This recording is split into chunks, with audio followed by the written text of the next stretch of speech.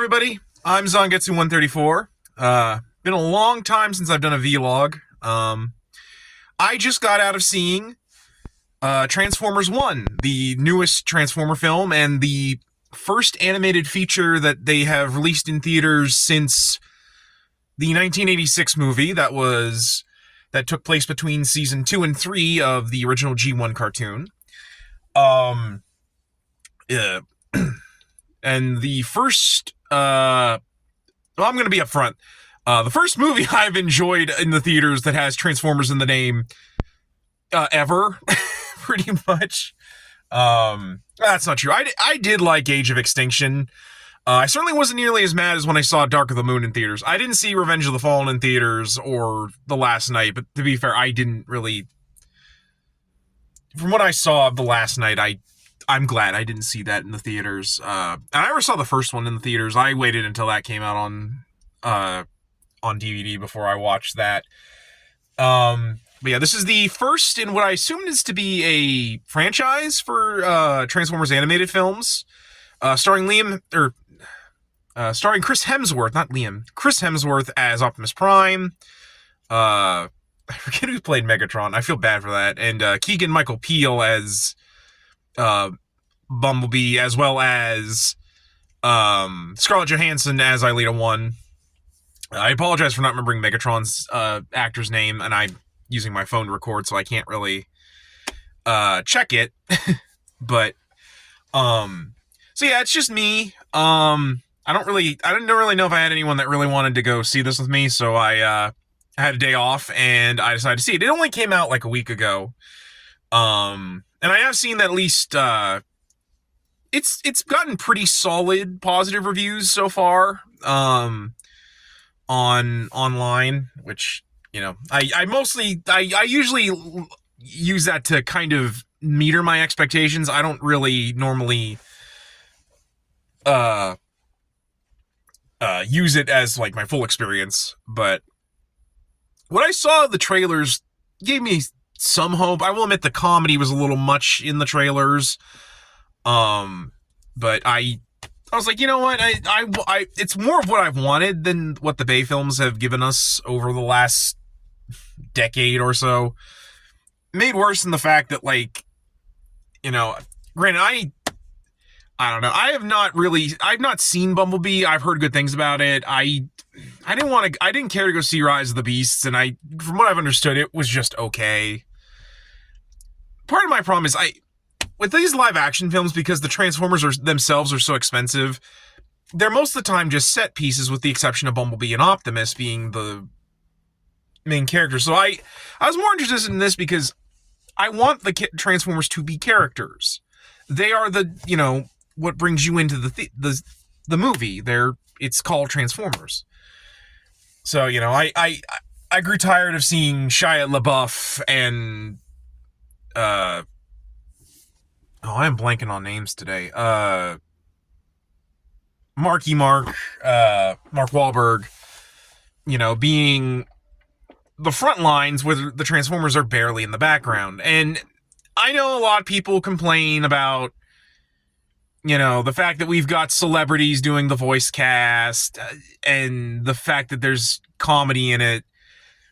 But, you know, I'm one of those people, like, it frustrates me too that, like, it's major actors that always get the voice roles for in animated movies. But you all have to remember that in this country, and a lot of nations as a whole, you know, unlike Japan, where animation is treated as a medium to tell stories, you know, it is considered kiddie fare. Like, I love the Spider-Verse movies, but the original Spider-Verse did not sell very well because it was viewed as a kid's film. It is technically the lowest grossing Spider-Man film. You know, regardless of your feelings of its quality, sadly that is the case. And most likely, while I think this movie is gonna do good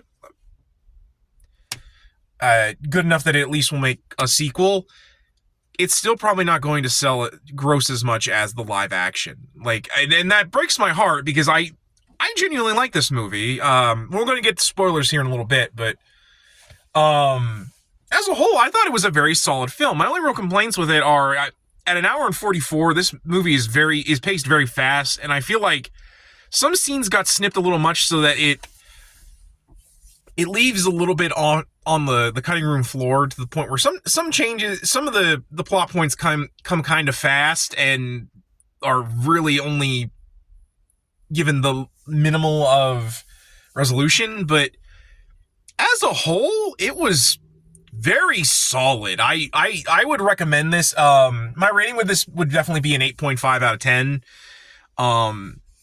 It's a little rough on the edges, but I think what's here is really, really, really good. Only thing I wish it was actually at least like 2 hours or like 90 minutes instead of the hour 44 that it is, but as a whole, I thought it was pretty good. This is definitely a good start for this universe. So with that out of the way, I'm going to do a 3, 2, 1, and then I'm going to start talking about the movie itself and spoilers. So feel free to click off now. 3, 2, 1, click off, because now here comes the spoilers. So this movie, it very much is about the characters of Orion Pax and D16, Megatron, named after his Diaclone toys, number D16. As Megatron was a name created when they took the Diaclone toys and used them in a couple other toy lines to create the original 84 Transformers teams. I also apologize if I keep seeing my hand go up to my ear. My sinuses are really bad right now, so my ears are just getting stuffed up and I have to pop them. And they are miners that are working to help mine Energon, as eons ago the Quintessons came to Cybertron and waged war with the Cybertronians. As there's no Autobots and Decepticons at this point, they're just Transformers / Cybertronians. After Primus sacrificed his own life to transform his body into Cybertron, as it's known. This is, of course, the more Marvel Comics related origin for the Transformers, instead of the TV show saying the Alpha Quintessence created them. And to be fair, it's my preferred origin for the Transformers. Nothing really talking about Unicron in this, but to be fair, I feel like if they're going to do Unicron, they're going to save him for like a third movie. Man, how is it that, like, live action, they've done Unicron twice and we've barely had him in the movies? Like, he is literally one of the biggest villains in the franchise, and we really have never had him for very much in these movies. But anyway, the Quintessons waged war with the Primes, the 13. It's the ones that you know, including Megatronus, which plays into this, obviously. Waged war with the Quintessons, eventually leading to the Prime's disappearance, save for Sentinel Prime, who goes to the surface in search of the Autobot Matrix of Leadership, as it allows Energon, the energy and lifeblood of the Transformers, to flow. With its disappearance, sadly, the Transformers must mine for it, which they leave to worker drones known as miners in this, who lack a T-Cog, or transformation cog, which is from the IDW comics, and is, well, to be fair, there was such a transformation device for Transformers in the G1 cartoon, but the thing that really ran with the idea of the Transformers having an organ that allows them to transform, the T-Cog, that comes straight from the IDW comics. In fact, that's where it got its name, Transformation Cog. But miners like Orion and D16 don't have these cogs and are left to do the mine work for the rest of Cybertron, where as the cog Transformers, the ones that can transform, are the ruling class of Cybertron and kind of treat the miners badly. Orion himself is a young, plucky, hopeful character who wants to actually help Sentinel find the Matrix and kind of prove that the miners can be more than just drones, with D16 being kind of his partner, who, while he does want to help Orion in his goals, he also believes that by following protocol and sticking to what they're supposed to do, they will eventually rise up and be able to get transformation cogs and such. This all comes to a head when they find a beacon that was sent by Alpha Trion, one of the primes, showing their whereabouts and potentially where the Autobot Matrix of Leadership is. Orion and D16 go to the surface while taking along B-127, who will eventually become Bumblebee, more than likely, and Ileeta 1, their former boss, head to the surface where they find out that there is a dark secret history to Cybertron and Sentinel Prime. And that's the basic plot. It's a very straightforward plot, which I think is really good for this, and it really is about the character stuff with Optimus and D6 and Megatron. I'm just going to call them Optimus and Megatron because that's who they eventually become at the end of this. I also really think it does a really good job of also giving Ileeta 1 a lot of character stuff, because I've always and granted with Earthrise or Earthspark, I've noticed that they've really wanted to do more with Ileeta, which I actually like. As much as I love RC, I really think it's a shame that Ileeta had kind of gotten pushed to the wayside in terms of character stuff. Like, she really was only in a couple episodes of the G1 cartoon, and really was sidelined for decades up until, honestly, her appearances in the Bay films, which even then, she's not really a character in that movie. And more of a push now with her, and honestly, I kind of like it more that way. I've always kind of believed that, because in the original cartoon, Optimus didn't really have a second in command. It kind of rotated between Ironhide and Jazz.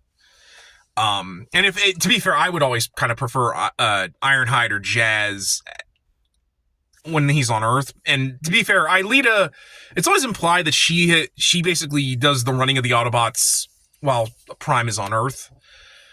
But I really liked the push for Ileeta being Optimus' second in command. It's been very interesting, and I like how she kind of helps him become a leader in this, where she very much follows protocol to the letter, and the problem is, doing so means that you sometimes don't have the ability to improvise, whereas Optimus in this is very headstrong and hopeful, and oftentimes gets himself in trouble just because he has this hope. And I kind of like that. Basically, she's like, look, it's a little kind of dickish what she says to him. She's like, I'm better than you, but you have the charisma and hope and drive as a leader, and I want to help you succeed. And I actually really like that. I will admit that I kind of get why some people probably won't like that, given the current political landscape of this country as a whole. But I didn't mind it. To be fair, Optimus constantly got her in trouble, so I kind of get it. And to be fair, the two of them warmed up to each other pretty well towards the end. I was actually blown away by how well that Keegan-Michael Peele didn't just constantly joke in this. Poor guy, Bumblebee, was forced down into the deepest, section of the mines and basically was forced to be a scrapper. He would find, parts of stuff, and they would get destroyed in the mines, and B was supposed to basically fish out stuff that could be useful or recycled. And basically was left to be by himself for however long he's been down there. B says he's been down there, forever. So, he kind of, is a little insane at the beginning, because, he's had no one to talk to for, cycles down there, stellar cycles. But, I was actually blown away by, him actually, not just joking in this film. It was kind of nice that he wasn't just the annoying comic relief character that you see in a lot of animated films. I was very pleasantly surprised by that. They actually gave him quite a bit of character. D16 is probably going to be the breakout character of this film. Well, I do think that the movie goes very much rushes to Megatron's turn to evil and to be the leader of the Decepticons.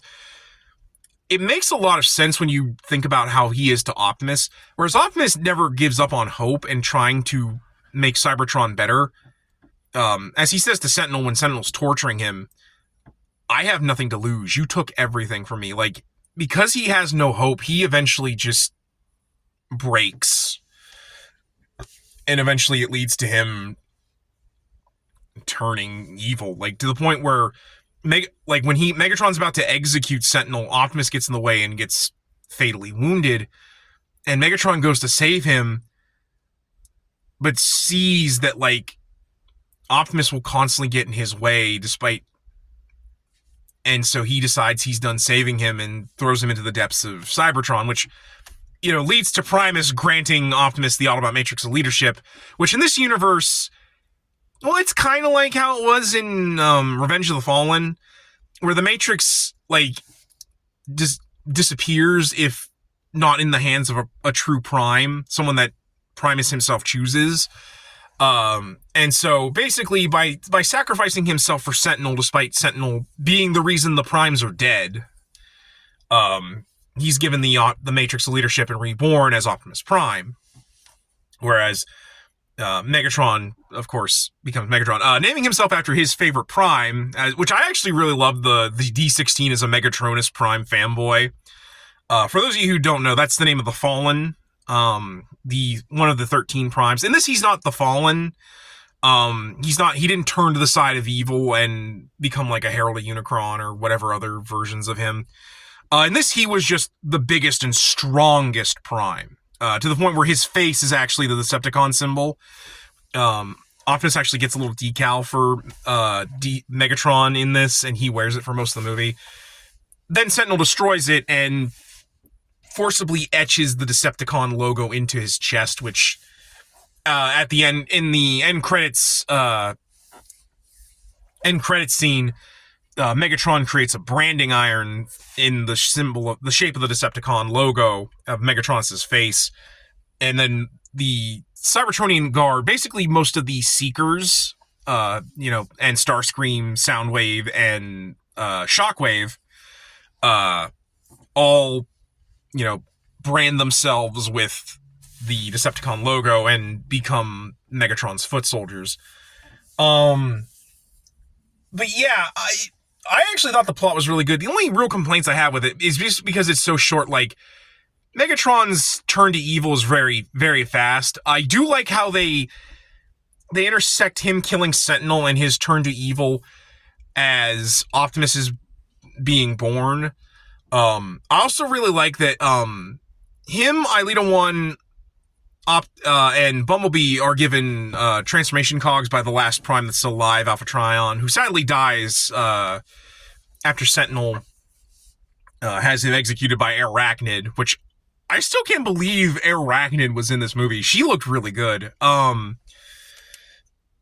But so he takes Megatronus's transformation cog, which Sentinel took for himself because he's an asshole, and puts it himself, and he becomes fully Megatron, and it's really good. But yeah, I think that, and the fact that Sentinel Prime and the Quintessons they're there as a narrative feature to show Sentinel's betrayal, really they're very much in the background.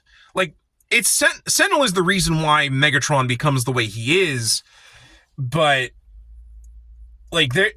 this movie is very much about Optimus and Megatron in this, and how their friendship falls apart and gives way to the Autobot Decepticon Civil War that I'm assuming is going to be the next film. It was interesting that I like the idea of Starscream, Soundwave, and Shockwave being the leaders of the Cybertron Elite Guard that worked with the Primes. It actually explains why they are so weapon heavy. Although my only real complaint is that in this, the other Decepticons are all very much just seekers. Like all of the the Coneheads show up, Ram, Dirge, and Thrust. Slipstream is there, which I mean, it was cool that the Cybertron Elite Guard had some female bots in it. Actually, there was a lot of female bots. Like, it wasn't just RC, Elita 1, and Arachnid. There was a lot of really cute female designs. Chromia is in the Iacon 5000. She actually wins it. It's cool to see Chromia get some love. I wonder if her boyfriend Ironhide was watching. No, and this Ironhide's actually... I actually really like that. All of the Autobots that you know are all cogless drones and get their cogs at the end, and so you see all of them in the background. Like, you see Brawn, Hound, Ironhide, Jazz, Wheeljack. I think you can see Ratchet a couple of times, but he's named more. I saw Prowl, Red Alert. I like the fact that we got to have Darkwing in this. I really liked his design. I hope he gets a toy. I'm sure he'll get a toy in the Studio Series, but he looked really good. But like I said, I enjoyed a lot of it. It was really fun. I just wish it was a little longer because I feel like some stuff got really heavily cut, but it was still a solid film. I just think it kind of got rushed towards the end, but that's not a bad thing. I would rather a good rushed ending than a prolonged clunky ending. But as a whole, I thought it was very, very solid. I don't know what's next for these films, or if we're gonna get a sequel. I assume we would. I wonder if this is going to be a TV show. But then again, I don't know, because I don't know if Earthrise did very well. I heard it was doing a bit for a while, but I haven't heard about it more recently, which is a shame because I really wanted them to make a figure for that Tarantulas in that episode. Overall, though, I think this is a solid film. If you're a Transformers fan, I definitely think you should watch this. I think the trailers don't do this movie enough justice. I think it's really, really good. All the actors do a really good job. I actually didn't really mind Chris Hemsworth as Optimus. I think he did a very good job. I think a lot of people take a little too much of him as Thor. But here, I thought he did really, really good. I really like the chemistry between him and Ilita 1, him and Megatron, him and B2. Honestly, the four of them did a really good job of having good chemistry. I also really love the Elite Guard being ran by Starscream, and then Megatron beats the shit out of him and just becomes the leader of the Cybertron Elite Guard and eventually the Decepticons. But I love that, because Starscream has this really deep, booming, commanding voice, and Megatron wrings his neck so hard it makes his voice all high-pitched and squeaky like his G1 version. That was hilarious. Yeah, I like Sentinel Prime in this. I know you're not supposed to like that Megatron kills Sentinel Prime, but nah. Dude had it coming. I actually, him kicking Starscream's ass and Sentinel Prime's, I'm like, nah. I know this movie, and it's a bad thing as a whole, but nah. Nah, they deserved what they got. They deserved what they got real hard. I am looking forward to see if Starscream gets more stuff in a later film. I want to see him be the sneaky, the little squirrely runt that constantly wants to, be the leader of the Decepticons. Every time, Megatron has a bad bowel movement and stuck in the toilet for a couple hours. I love their version of Shockwave, where he literally is he constantly says everything at this angry tone. He only has one tone, and it's hilarious. I also loved when Soundwave has all the Cybertron Elite Guard get out of the train they're on. Cybertron Elite Guard, a check. I couldn't tell if that was Frank Welker. I didn't pay attention to the credits, but I loved Soundwave saying eject. Kind of a shame we didn't get to see his little bot buddies. We didn't get to see Rumble, Frenzy, Ravage, Laserbeak. Which, to be fair, I don't mind that if he only ever gets those four. It'd be nice to see Ratbat or Squawkbox, but it's what it is. But yeah, I think that's really all I gotta say. It's a very short film, so like I don't want to say too much. You should just go see the movie. Definitely highly recommend it. If you got kids, I don't think this is a bad film to bring them to. It's a little adult, like it has like a middle finger joke in it, and B calls himself Badassatron, but I don't think it's that bad for like younger kids to see. Also, I really hope that the Quintessens get a little bit more stuff in it. I do think their designs are a little weird. I get a lot of Halo vibes. Like, they look a lot like the Covenant, especially their big ship. I do like the organic look to them. The bioorganic look to them. It was an interesting choice for them. Kind of wish the the Quintesson soldiers look more like Sharkticons. Like the big Alpha Quintesson, he looked really good. I liked his design a lot. But I kind of wish the his little drones looked more like the Sharkticons or the Alicons. But that's a personal thing for me. Also, like the Elite Guard that Sentinel had, kind of remind me of the Decepticon drones from Transformers Prime. Actually, kind of interesting how much it has like all these different different uses of different continuities. Like it's very G1 centric, but it takes a lot from, I assume, the IDW comics and like Transformers Prime too, and the toy line, since the Iacon 5000 is shown in this. But yeah, I really recommend it. If you're a big hardcore Transformers fan, it's worth watching it just to see all your favorite Transformers in the backgrounds of shots.